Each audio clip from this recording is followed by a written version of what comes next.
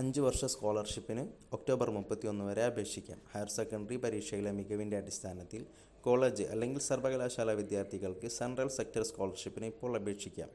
മുൻ വർഷങ്ങളിൽ സ്കോളർഷിപ്പ് ലഭിച്ചവർക്ക് പുതുക്കാനും അവസരമുണ്ട്. ഒക്ടോബർ 31-നകം ഓൺലൈനിൽ അപേക്ഷ സമർപ്പിക്കണം.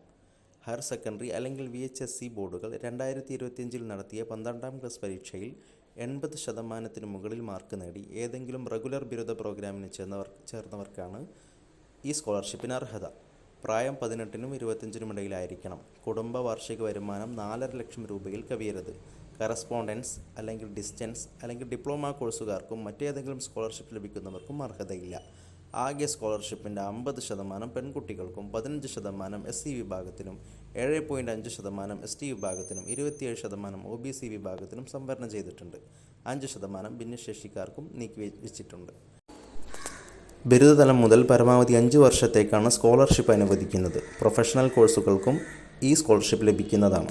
ദേശീയ തലത്തിൽ ഓരോ വർഷവും 82,000 വിദ്യാർത്ഥികൾക്കാണ് സ്കോളർഷിപ്പ് ലഭ്യമാക്കുന്നത്. ഹ്യൂമാനിറ്റീസ്, സയൻസ്, കൊമേഴ്സ് വിഷയങ്ങൾക്ക് 3:1 അനുപാതത്തിൽ സ്കോളർഷിപ്പുകൾ വീതിക്കും. ബിരുദതലത്തിൽ ഒരു വർഷം 12,000 രൂപയും ബിരുദാനന്തര ബിരുദതലത്തിൽ ഒരു വർഷം 20,000 രൂപയുമാണ് ലഭിക്കുക. വർഷം തോറും സ്കോളർഷിപ്പ് പുതുക്കേണ്ടതുണ്ട്.